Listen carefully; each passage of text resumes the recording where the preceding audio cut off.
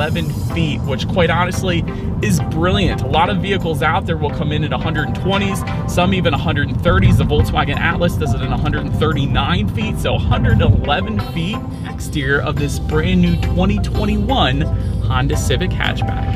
All right, so here she is, you guys, the 2021 Honda Civic hatchback, completely blacked out. It actually looks insane, completely all black in my opinion. It looks really good. But anyways, let's go ahead and start up front on this one here. And so to start, projector beam halogen headlights are going to come standard across the board here. Automatic feature is going to come with that, meaning when it starts to get dark out at night, those headlights will turn on automatically for you there. LED daytime running lights also coming standard for all trims. Then if you were to go with the sport trim level and up, that is going to add fog lights down below. You guys can see that. LED automatic headlights is going to come with the sport touring trim level only. That is the only exception to those projector headlights. So you do get LEDs if you go with that trim. Then you will also get a full lip kit if you were to go with the sport touring trim level. So that is going to differ amongst some of the other trim levels as well there. Let's say then making our way to the side of this one, black window surrounds coming standard across the board. When it comes to the side mirrors, they are body colored power adjustable side mirrors. They will be heated for the EX and sport touring trims, and they will also get LED integrated turn signals if you were to go with that sport touring trim level then. Then take a look down at the wheel setup. 16-inch alloy wheels coming with the LX, 18-inch alloy wheels coming with the Sport and Sport Touring, and lastly 17-inch alloys if you were to go with the EX trim level. So of course you guys are looking at the 18-inch alloys right now. Definitely a nice look to them. I will say that they have the black accents with the silver, so I like the black accents. It goes very well with the black exterior that we do indeed have here today. But now let's go ahead and make our way to the back of the Civic hatchback. Up top there you will find a gloss black shark fin antenna. Just below that, body colored rear roofline spoiler, and yes, every single trim level will get that. You gotta love that. LED taillights in that C shape will come standard across the board as well. And of course you get some sport badging if you were to go with one of those sport trim levels. Just below it all, perhaps my favorite part here, you do have a very nice rear diffuser back there. It looks really good back there, I will say that. And just in the center of it all, this is going to differ amongst the trim levels. There is a single exhaust outlet tucked away for the LX and the EX. So otherwise, if you were to go with one of those sport trim levels like we have now, you will find a center mounted exhaust with dual tips finished in chrome. And so that is what, of course, you are looking at right now. So I do believe you guys know what we have to do next. As always, here is that exhaust clip.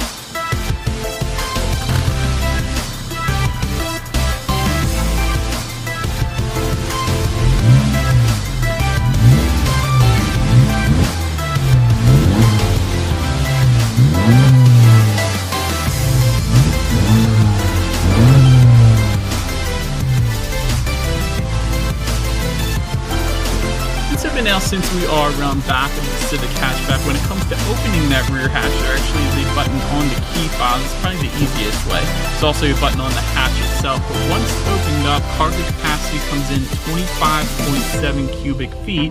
If that was not enough space, there is a 60-40 split, meaning the rear seats do fold down for quite a bit of extra space there, coming in at 46.2 cubic feet. There is, of course, also a rear cargo cover back there. It's always important with hatchbacks. Also some rear cargo lighting back there as well. But then making our way up to the rear legroom, that comes in at an even 36 inches. So for reference, I'm an even 6 feet tall. This is how much space I had back there. And one of the things I like about the rear legroom in the back of the Civic here is that the back of those front seats is not a hard plastic, so you do have a little bit of give if you're a little taller of a person, for your knees at least. You could push in the back of those front seats a little bit if you did need a little more space. So I do love that that is there, because sometimes it's plastic and then you don't have that. Anyways, rear center armrest with cup holders is going to be available on the upper trim levels. You will also get heated rear seats for the Sport Touring trim level only, if you wanted to spoil the rear passengers a little bit back there. But other than that, it's a pretty basic setup back there. You have a cloth leather combination for those rear seats. But then making our way up to the front seats now, manually adjustable cloth seating coming with the LX and the Sport trim level, 8-way power driver seat coming with the EX trim level and up. You will find heated front seats for that EX trim level and up as well. Leather seating is going to come with the Sport Touring trim level, power adjustable passenger seat, again for that Sport Touring trim level. Overall, the seats are pretty comfortable, not the most comfortable seats in the world. Definitely wouldn't have minded a little power lumbar adjustment on the driver's seat here, but nonetheless, the seats will do the trick. Then taking a look at the steering wheel, it is tilt and telescoping. It is leather wrapped for the sport trim level and up. And the 10-2 grips are actually kind of bolstered on the thicker side, which I do tend to like because it gives you a little better feeling of being in control around the turns as opposed to thinner, wimpier grips, I guess you could say. But now let's go ahead and make our way to the startup, and let me start by showing you guys the key. You do have your Honda logo on the one side. When you flip it over, lock, unlock, that button to pop the rear hatch, and the circular buttons that says hold, that is going to be your remote start. That is available for the sport trim level and up, which also gets a push button start, by the way. So all I'm going to do is simply put my foot on the brake and press that bright red engine start button located just above the driver's right knee there.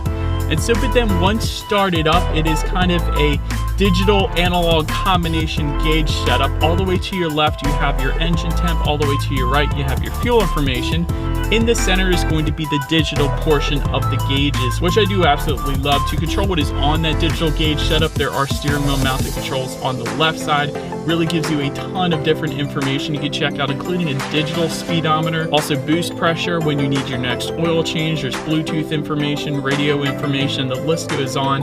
Also, I don't know if you guys noticed when I was driving, the top portion of that digital gauge cluster actually changes color dependent upon how you were driving. If you're driving more economical, it's going to light up in green. If you're driving a little less economical, it's going to light up in a whiter color. So that is pretty cool that that's there. And Honda's done that for quite a while now, so I do like that too. But now making our way to overall interior quality, a power moonroof is going to come with the EX trim level and the Sport Touring trim level. So therefore, we don't unfortunately have that today, but Sport pedals is going to come with the Sport trim level. That is what you guys are looking at right now. I always like seeing that in cars. It makes it feel like your car is faster than it really is, I guess you could say.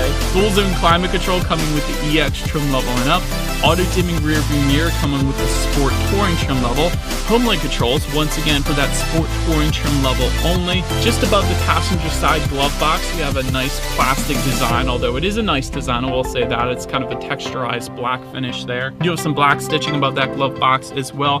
Perhaps one of my favorite parts about the Honda Civic is the little cubby area just underneath of the shifter here. It's essentially used to tuck all of those unnecessary wires out of the way so that when you hook your phone up to the Civic to charge it or to display Android Auto, Apple CarPlay, which I'll get to in a second, the wires aren't going to be just in front of the shifter. They're going to be underneath, tucked away, out of sight, out of mind. So I do like that as well, we'll say that. But having said that, wouldn't have minded a wireless phone charger in this one, but nonetheless, definitely nice how they set that up there. Electromechanical parking brake is going to be located just behind the shifter, as well as dual cup holders, and of course you have a little bit of cubby space just underneath the center armrest as well. But so now let's make our way to the tech display on the Civic Hatchback. 5-inch color LCD screen coming with the LX trim level only. Every other trim level is going to bump that up to a 7-inch color touchscreen display. This is the one that you're going to want to get because you get Bluetooth audio streaming and Android Auto, Apple CarPlay. That's the important one because that does not come on the LX trim level. And so with that, if you have a smartphone, simply hook it up to the Civic Hatchback. Therefore, you have free navigation displayed up on that text screen. So that is really the big benefit there. You can also like and dislike your Pandora songs. There's a couple other compatible apps as well. Factory navigation system is going to come with the Sport Touring trim level only, although these days, again, you really don't need it as long as you have a smartphone. You can also check out your radio information as expected up there as well. And by the way, the sound systems do differ quite substantially depending upon the trim level that you go with. For example, the LX trim gives you 4 speakers and 160 watts. Sport and EX trim levels like we have today give you 8 speakers and 180 watts. Then lastly, the Sport Touring is going to give you a 12-speaker sound system with 540 watts. It is a substantial difference there. And that one also comes with the subwoofer as well. But having said that, again, we got the 8-speaker sound system here today. So what do you say? Let's go ahead and turn on the radio, see what we got playing this morning, and let's test out the clarity of this one.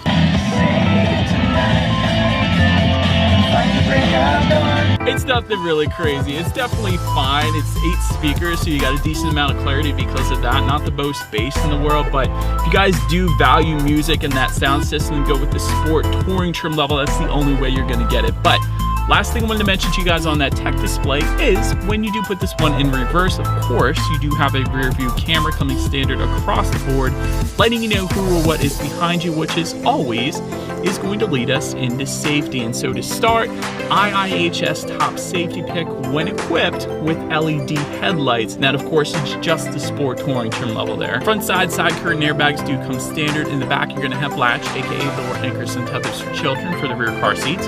Rear child door locks back there, tire pressure monitoring systems, all pretty basic stuff at this point. But of course, you do have Honda sensing coming standard across the board as well. And so that is going to include a collision mitigation braking system, road departure mitigation system, adaptive cruise control, lane keep assist, forward collision warning, and lane departure warning as well.